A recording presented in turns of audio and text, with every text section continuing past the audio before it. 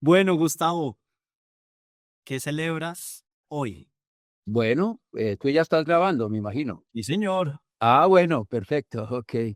Mira, yo celebro la última entrevista que tuvimos con Erika del Catatumbo. A mí me dejó grandes lecciones esta señora. Primero que todo, por su gran valor, digamos, de defensa del matrimonio. No es una mujer líder que se sobrepone a su marido, no, al revés. Ella es una mujer que ve el valor de la familia y el valor de la cooperación entre una mujer y un hombre y toda su asesoría y consultoría que hace a las familias cacaoteras allá en el Catatumbo tiene mucho que ver con ese sentido del valor de la familia. Y celebro eso muchísimo porque yo creo que entre los valores que nos dejaron ay, dicho sea de paso, Camilo, yo soy de los que pienso que siquiera que nos colonizaron los españoles y no los anglosajones. ¿En serio? Sí, sí, sí, yo te lo digo porque soy de familia anglosajona, yo soy ciudadano americano también, mi madre era norteamericana. Y ya más adelante en la conversación te daré mis puntos, y celebro porque verdaderamente nos dejaron un valor como el de la familia. Nosotros tenemos un sentido muy alto de la familia gracias a los españoles. Tan así que las leyes de Indias promovían el matrimonio entre indígenas y españoles. Eso no es una cosa que se le dice muy, pero el gran valor nuestro, Camilo, es el mestizaje. Es Sí. el mestizaje. Si tú vas a Norteamérica y por leyes han tratado pues de disminuir las tensiones entre una raza y la otra, eso no lo quitas con leyes. Eso se resuelve en la cama y lo resolvimos hace 400 años. Eso lo resolvimos hace 400 años, ¿no? Entonces, ese es un valor, gran valor que tenemos nosotros. Entonces, celebro eso, Carlos, de Eric. De esa misma conversación, Gustavo, yo celebro la manera en que ella afrontó el secuestro de ella misma hace 30 años, eh, y no desde las ideas, sino desde la vivencia en el mismo territorio, conviviendo y trabajando tanto con víctimas como con victimarios, y la manera en que lo relata en ese viaje a Itarra, en moto. Bueno, ese episodio a mí me parece que es algo impresionante, y es cómo atravesó una situación muy dolorosa en su vida y que hoy en día no le significa un impedimento para poder hacer una genuina entrega y un servicio con los cacaoteros, presente, ¿sí? Sin miedo, que es justamente lo que a otras entidades que trabajan técnicamente en la región, no se atreven a hacer, sino que lo hacen de manera virtual. Eso me pareció sorprendente, muy, muy, muy loable. Que iba en la moto 70 kilómetros, ¿no?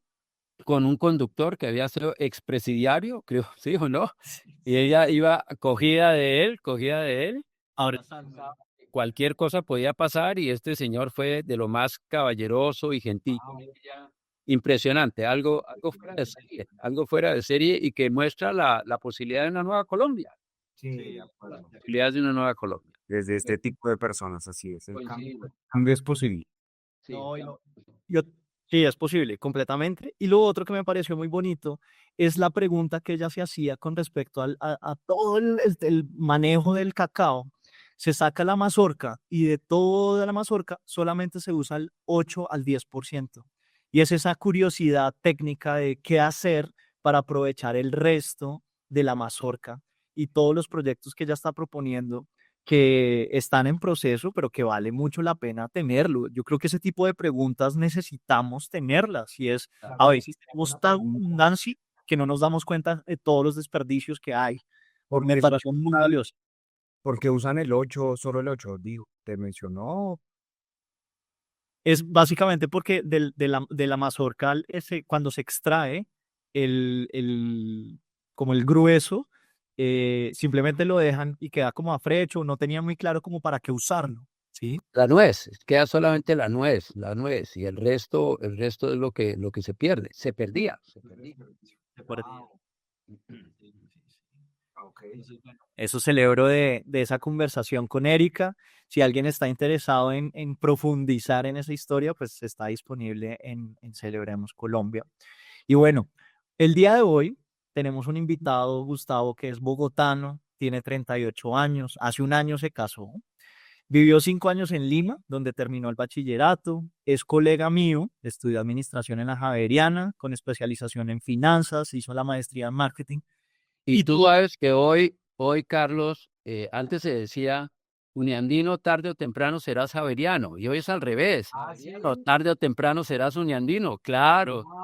No sabes, por los posgrados, todos los javerianos terminan haciendo posgrados en los Andes, ¿no? Creo que casi así, no lo he hecho, pero sí, una experiencia. Podría pasar. Y Gustavo tuvo ambas experiencias de trabajo, tanto en finanzas, en la vivienda de Hewlett Packard, y también en marketing, en Coca-Cola y en Samsung durante 10 años. Y bueno, ahora mismo también con Incomex comercializando marcas como Starlink, JBL, Hewlett Packard, Apple. Y bueno, Gustavo, te quería resaltar una cosa de nuestro invitado de hoy. Él sabe lo que es trabajar 12 horas diarias y salir a las 10 de la noche todos los días de trabajar, ¿sí?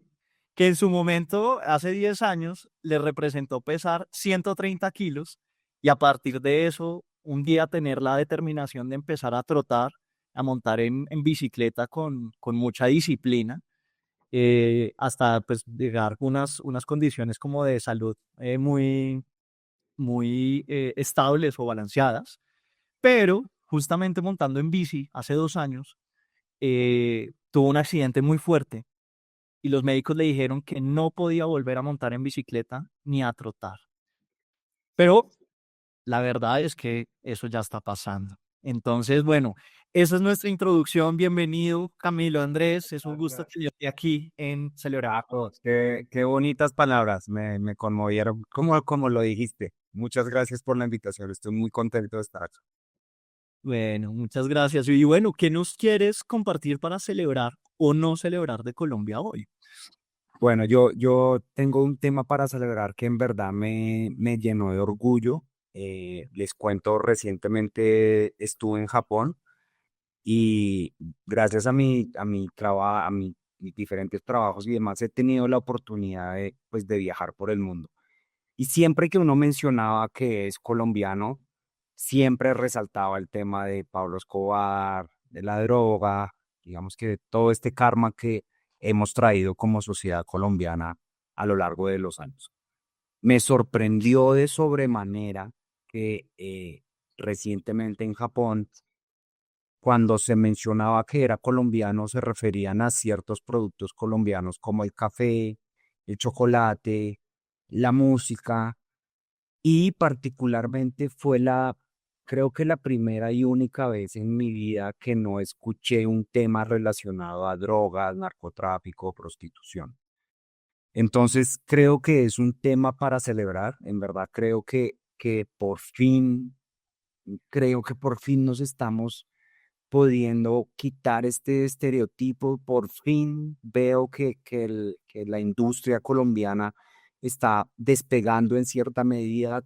Todavía estamos muy lejos de unas sociedades avanzadas, sin ir tan lejos, países cercanos como Chile, México, creo que estamos muy lejanos de ellos y pues ni hablar de un Japón que en verdad sí, pues nos lleva años luz. Pero me parece muy importante resaltar eso. Y por el otro lado, la parte que no celebro es también un tema de la creencia japonesa. Y el japonés cree que si se pone un japonés y un colombiano, el colombiano va a ser más inteligente, va a ser más capaz, es más sagaz, es más vivo, es más hábil, es más carismático, es más centrador. Pero cuando trabajan 10 japoneses en conjunto contra 10 colombianos en conjunto, los 10 japoneses arrollan completamente al colombiano, porque saben lo que es trabajar en equipo, porque saben lo que no es la envidia, porque saben lo que es priorizar el bien común sobre el bien individual. Entonces, digamos que mi celebración y mi no celebración va en esa vía, siento que como colombianos tenemos unas capacidades y unas cualidades para desarrollar cosas únicas. Somos en verdad personalidades únicas, pero a la misma vez esa personalidad única nos vuelve personas egoístas, envidiosas, lamentablemente en muchas ocasiones tramposas, solo pensamos en el bien propio y no nos permite en verdad avanzar como país. Si en verdad nuestros dirigentes y nuestro país pensaran más en un bien común, más en un bien, en un tema a largo plazo, sería completamente diferente. Y esto se ve en la educación. También hablándote un poco de los viajes, tuve la oportunidad de ir a Corea 10 veces trabajando con Samsung y lo que siempre aprendí de ellos fue que la forma en la que ellos salieron de la pobreza, hace 60 años Corea era más pobre que Colombia. Y la forma en la que ellos salieron de la pobreza fue con educación, fue con un plan de educación a largo plazo. Ellos se dieron cuenta que no podían tener una población ignorante y pusieron todos sus recursos en educación y desarrollo tecnológico. Y hoy por hoy, pues, para nadie es un secreto lo que es Corea. Si nosotros en Colombia tuviéramos un esquema de educación a largo plazo, que no solo, y me incluyo en esa premisa y le agradezco a Dios permitirme estar en esa burbuja, no sé cuánto sea el porcentaje de colombianos que tengamos una maestría, pero no creo que llegue al 5%, lo creería que no llega a ese porcentaje. Y si de ahí para abajo vamos a pregrado, me imagino que también el porcentaje es muy bajo, hablando como un gran grueso país, ¿no? Sabemos pues que hay ciertas burbujas, ciertos sectores de personas que pueden acceder a una buena calidad de educación, pero si en verdad como país invirtiéramos más a largo plazo y pensáramos en la estructura, en la infraestructura de nuestro país, creo que como personas tenemos todas las capacidades para estar en la punta de lanza del mundo. Eso es lo que celebro y lo que no celebro. Wow, impresionante. Pues si quieres, concentrémonos primero entonces en lo que celebras. Y esos comentarios de Colombia, pues finalmente son productos que también han sido fruto del trabajo de muchos años de varias regiones del país, tanto en lo agrícola como en lo musical, que eran como los dos referentes que estabas haciendo. Y me atrevo a decir que lo musical ha explotado incluso todavía más, de una manera más fuerte y más contundente en la última década. Es Correcto. impresionante, impresionante. Es impresionante y digamos que muchos de nuestros temas agrícolas pues se dan gracias a la fortuna de que Colombia está en esta región del planeta, ¿me entiendes? O sea, es una fortuna estar en el trópico, es una fortuna tener estas tierras tan productivas, ¿me entiendes? O sea, es como una especie de casualidad, pues que Colombia esté en este lugar del planeta, a diferencia de todo el tema musical artístico. Eso sí viene netamente del espíritu colombiano, o sea, eso sí viene netamente de una creación de nosotros como personas. Y siento que esto que están haciendo los artistas colombianos, este referente que se está poniendo a nivel global, este cambio de mentalidad que se está haciendo de nuestro país, sí es muy, muy fructífero. Si tú también ves todo el tema de desarrollo tecnológico, todo el tema de las startups, de los unicornios tecnológicos que tenemos, también creo que es un orgullo. Obviamente nuestras empresas como un Rappi todavía no tienen un alcance global, pero sí vemos unos alcances regionales y sí vemos cómo grandes empresas americanas y europeas ven en nosotros en verdad un potencial por nuestra inteligencia y nuestra capacidad de desarrollo. Entonces, nuevamente, creo que tenemos todo para en verdad avanzar como sociedad y como país. Chévere, chévere, chévere. Sí, esas referencias aparecen en cualquier territorio, como que la gente empieza a nombrar qué se le ocurre del país y bueno, aparecen cositas. Pero no, con el tema de la música urbana, esto es, además alcanza otros idiomas que uno diría como, pero ¿por qué van a escuchar música en español? No, sí escuchan y lo bailan y se lo gozan y Tú pues y se estás, ponen la misma pinta y toda la tú noche. estás en Hong Kong y escuchas J Balvin, Shakira, y así sea que el simple ritmo les guste, cómo bailan, el video, así no entiendan lo que diga, es muy llamativo todo este performance que hacen nuestros artistas colombianos. En verdad es un orgullo que estén cambiando la cara del país. Bueno, yo quisiera volver al tema de las 12 horas de trabajo. Okay. ¿Cómo llega uno a eso? ¿Cómo llega uno a eso? ¿Qué lo lleva a uno a eso? Entre otras razones, porque yo también tengo la gran pregunta de que ¿por qué nuestro trabajo no suma? Y yo estoy de acuerdo contigo. Eso ya la tesis de que un colombiano versus un japonés es superior en trabajo, en todo el colombiano, pero 10 colombianos no le dan la talla a los 10 japoneses. Así Estoy es. completamente de acuerdo contigo en eso. La gran pregunta es ¿por qué nuestro trabajo no suma? Pero ¿por qué llegas a 12 horas? Bueno, a ver, digamos que, no sé, haciendo un poco de retrospectiva, en verdad, diría que son razones que se me encaminó la vida de esa forma. eh, el trabajo se empezó a volver una prioridad en mi vida. No te puedo dar una razón específica del por qué. Creería que era por un deseo económico. Creería que si pienso un poco cuando era más joven, en su momento lo que yo quería era crecer para tener más dinero y poder comprar más cosas. Creería que por ahí empezó, por un deseo de tener más bienes materiales, y empecé poco a poco, día a día, a priorizar el trabajo como mi prioridad única y absoluta en mi vida. Eh, y eso pasó cuando yo tenía 26, 27 años, estaba muy joven. Digamos que nuevamente tengo 38 años y me casé hace un año. También tuve una época de soltería muy larga porque en verdad yo no me quería involucrar con nada que no fuera el trabajo y en su momento con el ejercicio en el momento en el que decidí, digamos que bajar de peso. Entonces, este tema del trabajo se empieza a volver la prioridad absoluta en mi vida.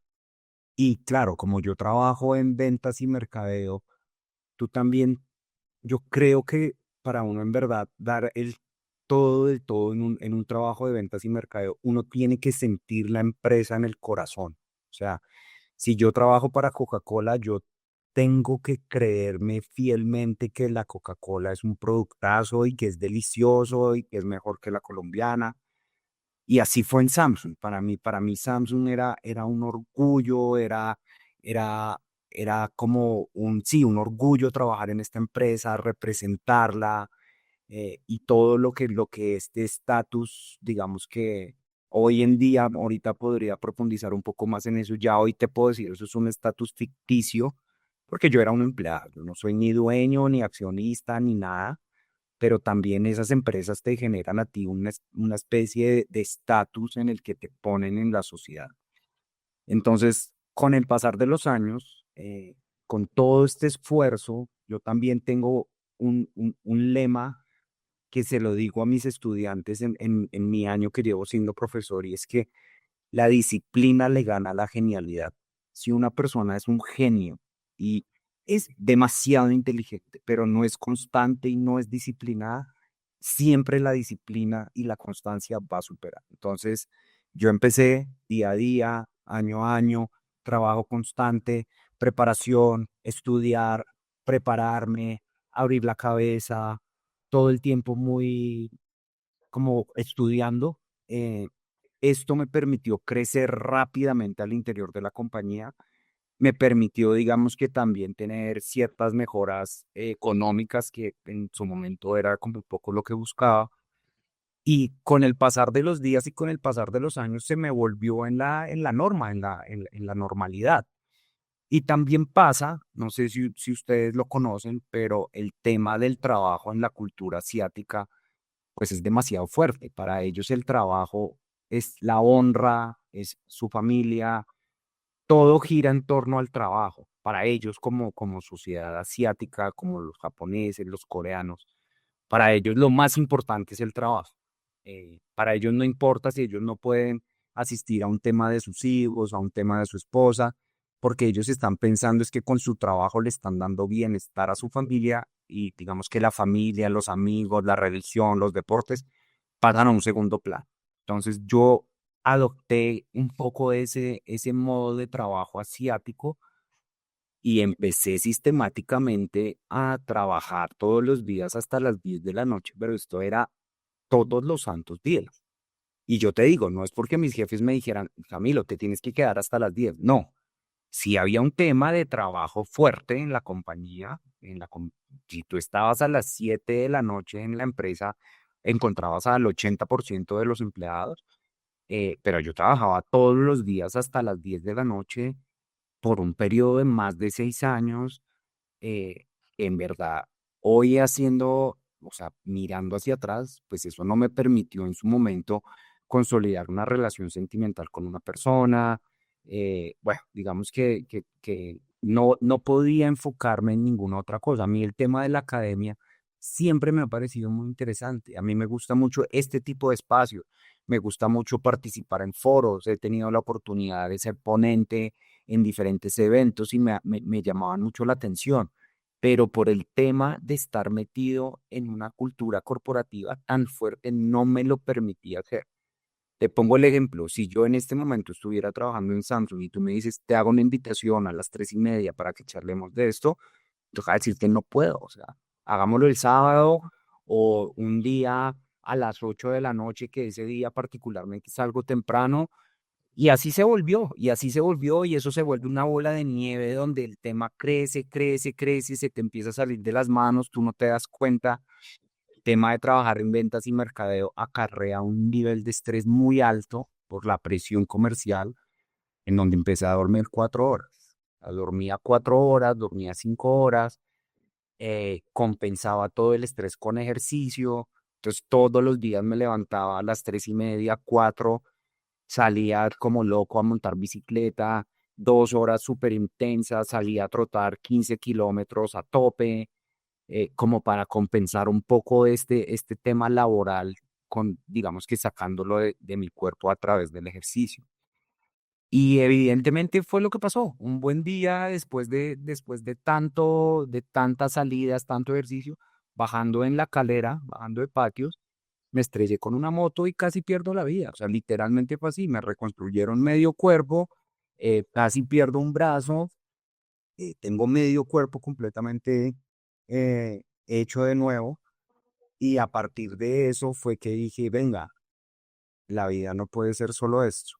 Y en ese momento llegan los planes de casarme, los planes de hacer familia. Y yo sabía que si estaba en Samsung a la hora de ser familia iba a ser difícil, porque yo sí quiero ser un esposo presente y un papá presente. Con mi esposa tenemos la idea de ser papás en el corto plazo. Y para mí en verdad sería muy frustrante mi bebé recién nacido y yo metido en la oficina hasta las 10 11 de la noche todos los días.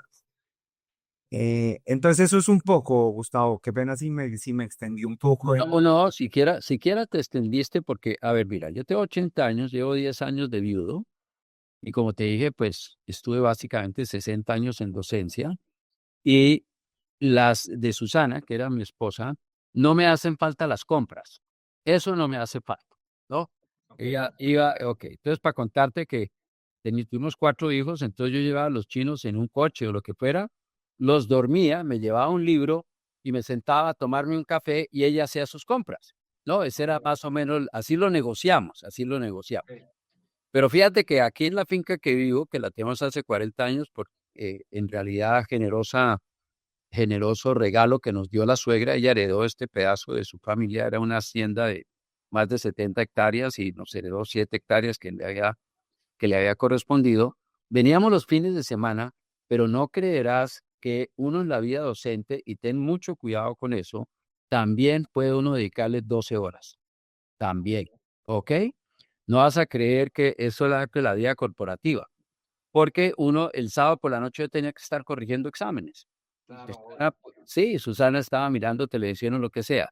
Y ya cuando ella partió después de 47 años de matrimonio, que ya más o menos yo sabía que le gustaba y yo no le causaba tantos mal genios como antes, todo. Ya como cuando aprendí más o menos, nuestro Señor se la llevó. Y fíjate que de lo que me arrepiento es eso, de esos momentos que he debido dedicarle.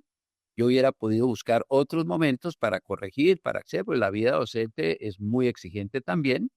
Y fíjate que de eso me arrepiento. Entonces, mi comentario ni siquiera es un consejo. Ten cuidado porque no necesariamente la vida académica te va a sacar de eso, ¿ok? Ten cuidado con eso también. Yo creo que eso al final te puede pasar en cualquier cosa. Sí, Cuando estaba metido en el tema deportivo, digamos que tan de cabeza, veía personas dañar sus matrimonios sí, porque solo tenían en la cabeza el ejercicio. Entonces, sí, de ya acuerdo. no salgo por la noche un sábado a comer con mi esposa porque es que tengo que levantarme a las 4 para ir a nadar en Guatavita. Claro. O sea, la vida tiene que ser un balance y puede ser desde el trabajo, desde un hobby. Hay gente con videojuegos que tienen ciertas adicciones. Entonces, nuevamente, mi punto es que la vida tiene que ser un balance. Para mí, el trabajo sigue siendo una prioridad. Para mí, el tema profesional es muy importante en mi vida, pero no puede ser el 90% de la prioridad en tu vida. Ahora, qué bueno que con tu esposa hayan decidido, pues, que si quieren ser papá y mamá presentes, porque hoy fíjate que la familia sí está asediada desde toda parte. La familia hoy es una institución verdaderamente muy, muy asediada en cuestión de prestigio, en cuestión cómo es eso que usted tiene hijos, y tú lo que ves en el edificio donde yo vivo, hace 10 años, salían los pelados a las 5:30 de la mañana a coger su bus, ¿no? Hoy salen perros, hoy salen las mascotas que vienen los carros para recogerlos a las fincas y todas esas cosas. Ya no ves niños, ya no ves niños, Mira, ¿no? qué pena te interrumpo un segundo. No, no. Hoy me pasó eso. Hoy me levanté en la mañana antes de salir a hacer el ejercicio que siempre hago. Escuché unos pitos en la calle, me asomé por la ventana a ver qué era lo que estaba pasando. Habían más buses de mascotas que de humanos. Ya, O sea, había un tranconcito ahí al frente de mi edificio de rutas escolares sí, y eran más rutas de mascotas que rutas de niños. sí, Pensé lo que tú estás diciendo, pensé, pucha, ¿a dónde nos está llevando sí, sí. este afán de desarrollo solamente personal, De de no acuerdo, querer, es un egoísmo, porque yo en sí. verdad creo que es un egoísmo de yo quiero viajar, quiero tener, quiero comprar, y la gente no sabe pues que también hay que, no voy a decir que la palabra sea renunciar, pero ceder un poco para el desarrollo de la familia, pues tú, Gustavo, más que nadie lo sabes al ser papá. No, mira, y el tema es que, pues, pueden decir que no tengo autoridad moral de hablar de perros, pues, porque tengo 10 vacas, tengo 3 perros, tengo ardillas, tengo todo lo que tú quieras, pero los perros son perros, los perros son perros, ¿sí me explico? Es decir, yo los quiero mucho y salimos y caminamos y me cuidan y todo, pero una conversación como esta, yo no la puedo tener con los perros. Totalmente de ¿Sí me acuerdo. explico? Entonces, esto es una fortuna. Totalmente de acuerdo. Poder estar los 3 acá conversando. Aquí tengo los 3 perros que está unos rayos, no sé si los has oído, y hay uno que el pobre se muere del susto, entonces se viene a que las piernas mías no, porque está muerto y está temblando y todas esas cosas. Pero es un problema grave, ¿sabes? Es un Sí. problema serio, es un problema serio, ¿no? Sí, y también ahí anidando un poquito, no sé si aquí de pronto me estoy metiendo en un terreno un poco personal. También va ligado mucho con el tema espiritual y religioso. También para mí y para mi esposa también es un tema muy importante. Digamos que nosotros somos católicos, pero más que ser fieles a una iglesia católica, tenemos es una vida espiritual robusta en la que centramos a un ser superior por encima de nuestra familia. Y también lo que veo es que eso, o sea, lo veo con mis amigos, conocidos, compañeros, diálogos. Tú ves como todo ese tema espiritual también se está perdiendo. Y ahí va a cuando tú dices, ¿por qué 10 colombianos nos suman? Porque cuando no hay una ley universal de no le hagas al prójimo lo que no quieres que te hagan, sino solo estoy pensando en cómo saco más provecho, cómo gano más yo, cómo sobresalgo sobre los demás. pues ahí es cuando el trabajo de los 10 colombianos no es más que el de los 10 japoneses. Va como liberando todo ese tema de familia, religión, valores, ética. Creo que tenemos una oportunidad grande ahí como sociedad. Y mira, yo soy de los que creo que hoy para sobrevivir en el matrimonio sí tienes que tener una vida espiritual. Yo sí creo en eso. Puedes pertenecer a la religión que quieras, etcétera, pero lo importante es tener claro de que hay otras dimensiones, más allá de la intelectual, etcétera, hay una dimensión espiritual, cada cual la cultivará como crea, ¿no? Pero yo he creído que el matrimonio hoy para sobrevivir, si tú no tienes una base religiosa, espiritual, y nuevamente puedes ser budista, puedes ser taoísta, puedes lo que sea, sin embargo es muy difícil con el asedio que hay contra la relación familiar, es muy difícil perseverar. Entonces, te celebro mucho que pienses en esos términos y te puedo decir por mi pequeña experiencia de lo que he visto de amigos o de alumnos, etcétera, lamentablemente no se comprende que el amor no es una cosa emocional solamente, sino es algo intelectual y de la voluntad. Uno quiere creer, uno quiere querer. ¿Sí me explico? Es decir, si uno no quiere eso no funciona así. Eso dice mi esposa, que al final el amor es eso, es una decisión. Es una decisión. Que hay momentos duros. Está diciendo, hay momentos duros. Y como te digo, pasaron 47 años yo como para que medio entendiera. Yo nunca puedo decirte que entendí plenamente a Susana. Uno no entiende a las mujeres y las mujeres no entienden a los hombres plenamente. Pero valía la pena. El riesgo valía la pena. Es un riesgo. ¿Vale la pena arriesgarse? Vale la pena. Sí, claro, claro, claro. De hecho, yo ahí te tengo una pregunta, Camilo. Trabajando 12 horas diarias, ¿uno dónde conoce a su pareja? ¿En el trabajo? ¿Eh?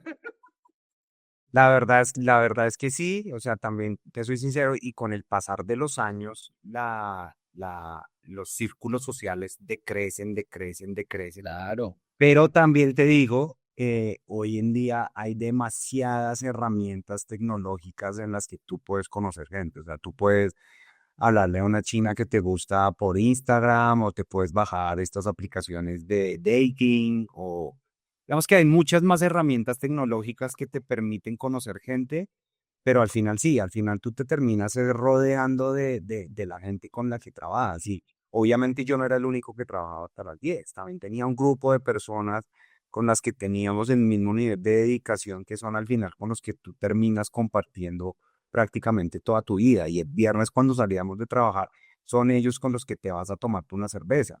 A seguir hablando de trabajo, o sea, es que era una vaina absurda. Todo gira alrededor del trabajo. Cuando tú mencionabas que eso hace parte de la cultura como asiática, pues yo nunca he trabajado con asiáticos directamente, pero en una, digamos, en la propia cultura, pero sí he estado en varias industrias en Colombia que se vive eso. Entonces, por ejemplo, en agencia, uno sabe que entra a las 8 o a las 9, pero no sabe a qué hora sale, ¿sí? Y hay momentos en donde está mamando gallo para ver si llega la creatividad, no se nos ocurre nada, entonces vamos a jugar Cuba, y entonces vamos a darnos una vuelta y vamos a fumar, y es como, pero y pasa y pasa y pasa el tiempo, y es un poco de gente ahí esperando a que lleguen del cielo las ideas. Eh, Eso lo viví en agencia, y en agencia, digamos, eso pasa. Y luego y lo otro es en empresa, en corporación grande también, había una idea de que salir temprano era falta de compromiso. ¿Piensan cuál? Ese es el claro ejemplo de la empresa colombiana que es así. Koala es una empresa colombiana que tiene, o bueno, tenía esa mentalidad de salir temprano es falta de compromiso, totalmente. Y a mí eso, a mí me dejó pensando mucho una practicante de padres lituanos, que ella desde el día uno dijo, ¿cuál es el horario? Tal hora de entrada, no me acuerdo la que fuera. ¿Y a qué hora salimos? A tal hora. Y ella era de las que llegaba 5 minutos antes y salía a la hora que era. Todos los días. Absolutamente todos. Pero pedir, digamos, cuando le hacían comentarios hartos ¿sí? Que son normalmente los mismos compañeros como, ay, uy, es que había uno, no me acuerdo cómo era, como va a abandonar el barco Sí, o sí, cosas sí. así. Sí, sí. Cuando te hunde el barco, lo abandona como las ratas, no sé qué, sí. Esta historia completa, ella simplemente sabía pues como que estaba haciendo lo que era correcto, que era llegar a la hora que es, salir a la hora que es y cumplir con su trabajo. Y nunca tuvimos problema por ese aspecto, pero a mí me dejó pensando mucho eso, porque esa idea de que salir temprano o a la hora que es, más bien, es una mala praxis. Sin embargo, también está lo otro de decir, ay, yo me voy después, pero también puedo llegar tardecito. Y ese gris nos deja muy mal parados a todos. Sí. Sí. Tal vez esa Sí, precisión sí nos ayudaría, ¿no? sí, mira, la verdad, sí, se vuelve un tema cultural en el que si tú medio vas saliendo temprano, la gente te empieza a decir, uy, consígale un puestico de esos, sí, como hace para poder terminar y ese mismo juzgamiento al vecino te termina desencadenando en que la gente empieza a trabajar muchas horas y mi experiencia pues está ligada con la cultura corporativa asiática, pero lo que tú dices, sé que también pasa en otras industrias y nuevamente, como le mencionaba Gustavo, al final esto no es solo un tema de trabajo, esto puede pasar en cualquier ámbito, en cualquier cosa, y es cuando las personas no saben balancear y cuando no saben que hay que darle prioridad y tiempo a cada uno de los pilares de la vida. Sí.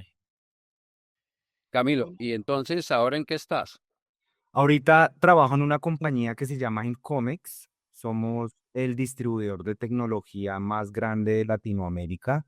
Ok, y trabajamos, manejamos exclusividad de ciertas marcas en toda Latinoamérica, como por ejemplo Starlink, que son estas antenas de internet satelital, de Elon Musk, como JBL en audio. Tenemos la distribución exclusiva de Apple para Centroamérica y el Caribe. Y estoy ahí en un rol regional. Estoy trabajando para toda Latinoamérica excepto Brasil. Y ha sido muy chévere. Digamos que te digo también un poco ahí como las diferencias. Por un lado, qué chévere poder expandir la mente y tener este conocimiento regional. Digamos que mi trabajo había sido 100% en Colombia, en el retail colombiano, vender en al costo, en el éxito, en Falabella, tecnología, que es, digamos, mi fuerte. Pero ahora ya veo México, veo Argentina, veo Chile, veo Perú. Pero por otro lado, estoy en un trabajo 100% remoto. De por sí, en mi empresa Colombia no es tan relevante y yo estoy ubicado en Colombia, pero nuestra participación de Colombia es cerca del 10% de la venta. Entonces, para mí es mucho más relevante otros mercados. Entonces, trabajo 100% desde mi casa cuando estaba acostumbrado a trabajar 100% en la oficina. Y hasta en pandemia me tocaba ir a la oficina y cuando medio se abrió la pandemia fue volver 100% a la oficina.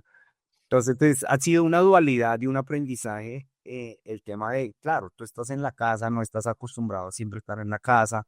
Al final hace falta un poco de ese compañerismo con el que tú vas y te tomas un café, con el que te echas el chiste, con el que almuerzas. Pero también ha sido supremamente enriquecedor, digamos que conocer todo Latinoamérica.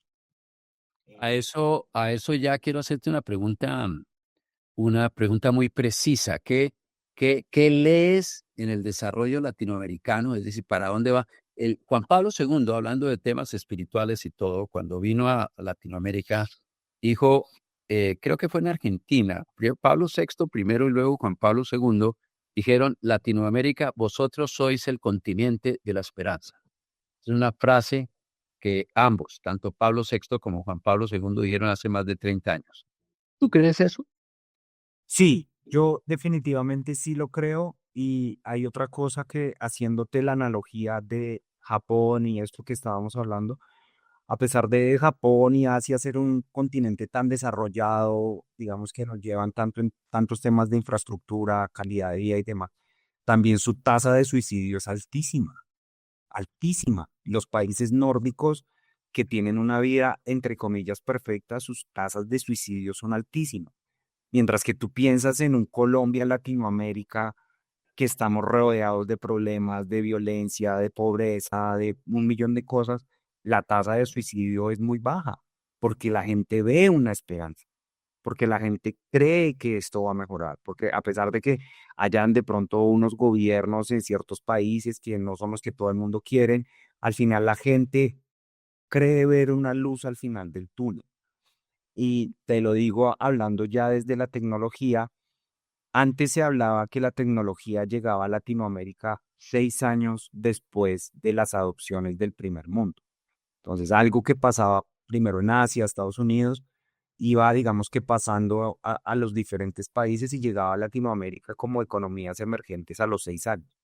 Ese gap cada vez se acorta más, cada vez más rápido están llegando las tecnologías acá. No te puedo decir que están al 100% porque no es cierto. Si nosotros pensamos en la tecnología 5G de comunicación, nosotros hasta ahora la estamos implementando cuando es algo que está en el resto de países, en los más desarrollados hace 8 años, en países medianamente semejantes hace 5 o 4 años, y en Colombia apenas estamos empezando la instalación del 5G. Pero cuando tú piensas en el iPhone, por ejemplo, el último iPhone que se lanza llega a Colombia el mismo día que llega en Londres. Entonces, cada vez hay una adaptación tecnológica más rápida. Obviamente vivimos en un mundo globalizado hace mucho tiempo, pero cada vez más esa velocidad de la tecnología está llegando acá. Y definitivamente en Latinoamérica se ve un potencial muy grande. Somos demasiados habitantes. El PIB per cápita nuestro es relativamente bajo con otras regiones del mundo, pero somos demasiados habitantes. Entonces, cuando tú miras lo que ha venido haciendo China en los últimos 20 años, China ha bajado la dependencia de Estados Unidos porque sabían que se iban a enfrentar con lo que está pasando hoy. Antes, el tema de las exportaciones de China, el 35-40% representaban Estados Unidos. Hoy representan menos del 25%. Por eso es que se le están parando a Trump a pelearle. Porque, claro, el 25% es grande, pero tienes el resto del pastel para crecerlo. Y es lo que está pasando en Latinoamérica. Entonces, en nosotros ven una oportunidad, esos pilares de crecimiento, crecer en economías saturadas como la europea es muy difícil, o sea, son mercados muy maduros, crecer allá es muy difícil, pero crecer en Latinoamérica no te voy a decir que es fácil, pero hay como una senda de crecimiento clara. Y te pongo el ejemplo ahorita, no sé si lo tienen en el radar, el puerto más grande de Latinoamérica se acabó de abrir hace 6 meses en Perú, en Chincha no, se me acaba de ir el nombre de la mente. Un puerto que puede recibir unos buques de no sé qué tamaño que solo el puerto de México y el de Los Ángeles era capaz de recibir. Ni siquiera un puerto de Brasil estaba en la capacidad de recibir estos buques. Y el gobierno chino lo desarrolló en conjunto con el gobierno peruano y lo lanzaron hace 6 meses. Vino el presidente chino, o sea, este señor que es como a la altura de un Trump, que es Xi Jinping, se vino hasta Perú al lanzamiento de este puerto. Entonces ahí es cuando uno dice, pucha, sí hay esperanza, sí hay inversión, está sobre la mesa el diálogo de crear algún tipo de tipo canal de Panamá en Colombia, pues que nuestra realidad colombiana es distante con la de Perú en temas de seguridad y demás, pero digamos que sí se ve mucho este tema de inversión en nuestra región. Entonces yo sí creo que hay esperanza, sí creo que hay sendas de crecimiento y tenemos que saber cuáles son esos sectores, este tema en el que hay que meternos. Todo el tema agrícola, cada vez más se va a demandar más, o sea, nuevamente, cuando he tenido la oportunidad de ir a otros países, y Gustavo, seguramente tú lo sabrás, la calidad de la fruta, la calidad de las verduras que tú ves no yendo tan lejos, en España, tú ves que nuestros productos tienen una calidad que podríamos abastecer al mundo entero. Entonces, si nos sabemos enfocar en dónde somos buenos, en dónde tenemos oportunidad, veo una esperanza gigante para Colombia y Latinoamérica. Bueno, qué bueno. Fíjate que que a pesar de que estés sentado ahí varias horas a la semana, la virtualidad permite tener una visión en conjunto de una región tan compleja como Latinoamérica. Así Y lo has dicho con ejemplos muy claros, muy precisos. Es decir, esos son hechos. Estamos hablando de hechos. No estamos hablando de especulaciones, sino de hechos. El famoso milagro agrícola peruano es una fantasía. Eso es algo extraordinario. El desierto convertido en algo como el desierto israelí, produciendo comida para buena parte del mundo como tal. Y llegan a eso, básicamente hay un colombiano que es uno de los gestores de ese milagro peruano, es uno de los gestores, y logró atraer inversión extranjera que creyeron precisamente en las posibilidades y hoy pues es una potencia en ese sentido. Uno lo ve, claro, claro. Pero fíjate que a veces se necesitan ciertos regímenes con cierta disciplina. Ese es el tema, ¿no? Yo no te diría que tienen que ser regímenes autocráticos ni nada, pero sí tiene que haber una disciplina y creer en un bien, el bien común. Sí, no puedes estar pensando en tu promoción egolátrica de que eres un dios no puedes en ese sentido. Y yo creo que las ideologías ya murieron, lo que quedan son las egolatrías y lo que uno necesita es gente que sí quiera verdaderamente el bien común, el bien de la sociedad como tal y no su propia promoción. Pero ahí vamos, ahí llegarán, ahí llegan poco a poco, ahí llegan poco a poco. Pero qué bueno que tengas esa percepción y que producto de tu trabajo puedas decir eso. Es decir, estamos acortando la división, digamos, el technological divide, como dicen los gringos, y todas esas cosas. Y tienes toda la razón, tienes toda la razón. Ahí vamos pujando, lento, pero vamos pujando como país y como región. Así es. A mí me causa mucha curiosidad que arrancaste diciendo que lo que no celebrabas era un poco ese plan a largo plazo en educación que no es tan claro para Colombia y que justamente en el ejemplo de Corea, educación y tecnología fueron como lo que lo sacó adelante. Entonces, digamos que de tecnología ya lo indicaste, sobre todo en consumo, pues digamos que ya en la parte industrial y producción no lo tengo tan claro, pero a nivel de educación, ¿cuáles crees que deben ser los pasos o en qué nos deberíamos centrar como sociedad para que la educación fuera realmente la que sea digna de celebrar en los próximos 60 años?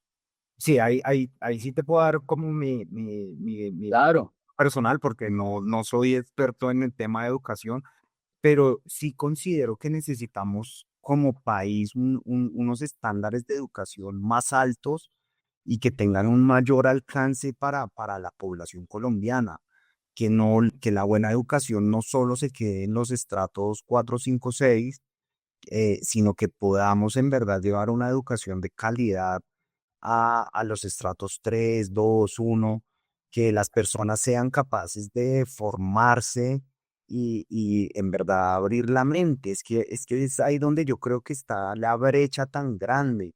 O sea, no es lo mismo este nivel de conversación que nosotros tenemos, que hablamos del mundo, que hablamos de países, tecnologías, que cuando tú hablas con una persona de un nivel socioeconómico diferente, su falta de educación y su falta de formación lo ponen muy limitado. Y cuando hoy en día yo no compito solo con el vecino, es que yo compito con el que está en Perú y con el que está en Chile y con el que está en Japón y con el que está en China.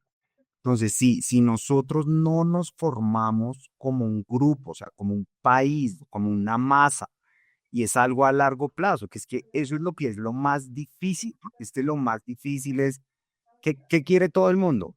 Invertir un peso hoy y tener el retorno mañana, obvio, y más aún los dirigentes que tienen unos periodos de tiempo tan cortos, pues sembrar un plan de educación a 20 30 50 años cuando su periodo de gobierno es 4 años, pues no tiene mucho sentido. Pero, si como decía Gustavo, pensamos es en el bien común, y es que aquí no nos estamos inventando la rueda, o sea, esto ya está dado, ya está probado, ya otros países lo han hecho, y nosotros empezáramos a poner como los bloques y los fundamentos de una sociedad educada no solo en temas técnicos, sino en moral, ética, respeto, creo que este tema cambiaría a largo plazo. El tema es que es una apuesta muy a largo plazo, entonces ahí es donde veo que está como la dificultad nuestra como país, que queremos resultados inmediatos. Pero fíjate que hay ejemplos muy buenos. Durante el gobierno de Peñalosa, hace unos años, se le pidieron a los colegios de Bogotá, Nueva Granada, Gimnasio Moderno, bueno, todos, que apoyaran unos colegios en Ciudad Bolívar. ¿Tú conociste esa experiencia? No, no, señor, no, no Bueno, tengo. pues mira, se hizo eso con unos indicadores impresionantes. Primero, de costo de la operación, bastante menor que los colegios oficiales, habiendo excelentes colegios oficiales y gente que muy bien preparada. Pero entonces, primero, pues estos profesores, etcétera, que empleaban también profesores de los colegios oficiales, aprendieron que era posible ofrecer una educación de muy alto nivel, al cual estas poblaciones que tú estás mencionando eran de unos grandes talentos, y se le ofrecía el ambiente que era, el colegio estaba aseado, el colegio estaba limpio. ¿Sí me explico? Una serie de cosas increíbles. Pero entonces viene un alcalde, que ustedes deben conocerlo, y FECODE, lamentablemente, eso lo vio como una amenaza, porque ponía sobre el tablero verdaderamente las deficiencias de muchos de los otros, siendo muchos de esos profesores oficiales unos héroes. Es que hacen las cosas con las uñas. Sí, A totalmente. veces no tienen los elementos para hacerlo, etcétera. Sí, Pero eso es posible. Eso sí, es posible, y se trató de eliminar pues lo que se había avanzado, y no, afortunadamente pues eso sigue. Y como te digo, fue educativo tanto para los colegios estos destacados del norte de Bogotá, como para demostrar que las poblaciones, es decir, no es de talento lo que les falta, es de oportunidad, sí. gente de oportunidad como tal, ¿no? Pero tienes toda la razón, y si pudiéramos, pues, ahora yo me pregunto lo siguiente: si fuimos capaces, para mí la Federación de Cafeteros es un ejemplo único en el país, ¿no? De varios años, de una política que fue capaz verdaderamente de lograr el desarrollo de una región, de colocar un producto en los mercados internacionales. Teníamos nuestra propia flota mercante, teníamos nuestra propia aerolínea, teníamos una serie de cosas impresionantes, y era, fíjate, una política de largo plazo. Y fuimos capaces de hacerla, fuimos capaces, ¿no? Yo creo que sobre la parte de educación hay que quitarle la ideología, porque la ideología no nos ayuda en eso, lamentablemente. La educación, lo que tú acabas de mencionar, deben ser en temas de ética también. Nuestra historia debe ser validada, que hay una historia oficial, ¿no? Pues cada vez más la historiografía va descubriendo nuevos datos, etcétera. Eso es fundamental. Y yo creo que el talento está ahí, el talento, muchachos, está ahí. Lo que necesitan es oportunidad, necesitan es la oportunidad. Qué buena esa propuesta, Camilo. A ver si estupendo. Gustavo, hay otro caso muy chévere que acá no lo hemos tenido todavía, pero que valdría la pena, que es cómo Crepes and Waffles, por el mecanismo de obras por impuesto, hizo Sí, un colegio en Cajamarca, en Tolima. Ok, Y, y es un colegio oficial, financiado por una empresa privada. excelente. Claramente, digamos, chévere que la infraestructura es muy linda. Tocaría ver también el tema del manejo educativo y el pensum y bueno, Claro, toda la complejidad de la educación. claro, claro. Pero pero sí sí es es posible. Es claro, posible, es posible. Es posible. claro. Qué bueno, qué buena cosa, qué buena cosa. Bueno, y entonces ese es el tema para los próximos 60 años, ¿no? Para poder verdaderamente tener una celebración. Y finalmente, Camilo, eh, el día que tú tengas hijos, si no vienen en camino todavía, eh, ¿cuál va a ser tu principal propósito? Ush. Uy, Gustavo, esa no la había nunca pensado. Bueno, pero primero de No, todo, pero súper chévere. tú dijiste que quieres ser un papá presente, ¿sí? Sí, sí, sí, sí. Entonces, fíjate que mucha gente en el norte, no quiere tener hijos Sí. porque consideran que el mundo está horrible, que todo este tipo de cosas. Yo creo que nosotros tenemos la esperanza de traer hijos al mundo. Entonces, va a traer unos hijos al mundo, ¿para qué? Yo creería que la finalidad y lo que me gustaría dejar en mis hijos sería unas personas de bien y unas personas que le aporten a la sociedad, que le aporten a la familia. Para mí el tema de los valores, la ética y la moral es supremamente importante por encima de un conocimiento técnico. Me gustaría mucho ver en mis hijos unas personas correctas y honestas. Yo creo que eso sería un motivo de orgullo por encima de ver que son los más exitosos en X o Y disciplina. Creo que lo que sí me esmeraré mucho como papá es en formarlos en unas personas íntegras y también, como te decía, un poco siguiendo mi vida y el ejemplo que me dio mi padre, es que la disciplina le gana a la genialidad. En eso sí soy una persona convencidísima de eso. Entonces también esperaría a mis hijos inculcarles el tema de disciplina, trabajo en equipo, bien común, no le hagas al prójimo lo que no quieres que te hagan. Y creo que con esos simples principios relativamente básicos y muy sencillos de memorizar, podríamos poner también un granito pequeño para que esta sociedad mejore. También siéndoles como súper honesto y demás, yo me considero más una persona global que un netamente colombiano, completamente opuesto a mi esposa. Mi esposa es la persona más patriota y la más colombiana que existe.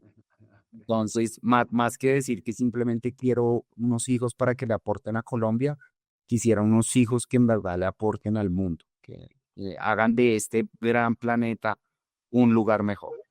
Pero seguramente mi esposa diría que ella quiere que aporten a Colombia y que ayuden a que Colombia crezca. Pero fíjate que eso es relativo porque mi mamá gringa adoró este país y me hizo valorar este país. Y yo estoy aquí, se lo debo a ella, más que todo. Todos mis hijos viven en Estados Unidos. Pues, No esta diga. familia de 3000 kilómetros, sí, sí, sí. Y todos se fueron, todos se fueron. Y me alegro pues que se han ido porque pues han tenido una serie de dificultades que solamente hubieran podido resolver allá. Entonces pues le doy gracias a Dios de eso. Pero lo que has dicho, ten presente lo siguiente. Más que discusiones y peroratas, lo único que queda en los pelados es el ejemplo. Es el ejemplo, ¿ok? Es el ejemplo. El ejemplo, es decir, las razones mueven, pero verdaderamente el ejemplo arrastra. El malo también, el malo también. Es decir, los delincuentes tienen héroes. Los delincuentes tienen héroes, claro, claro que lo tienen. Y otra cosa para que quedes tranquilo sobre la disciplina, le preguntaron a Einstein un día, bueno, le echaban una serie de flores y todas cosas. No, el profesor Einstein, es decir, su genialidad es impresionante. Le dijo, mire, joven, en realidad, mi genialidad no es genial. 99 gotas de sudor y una sola de creatividad. ¿Y por qué? Porque me quedé discutiendo y pensando problemas que nadie más quería.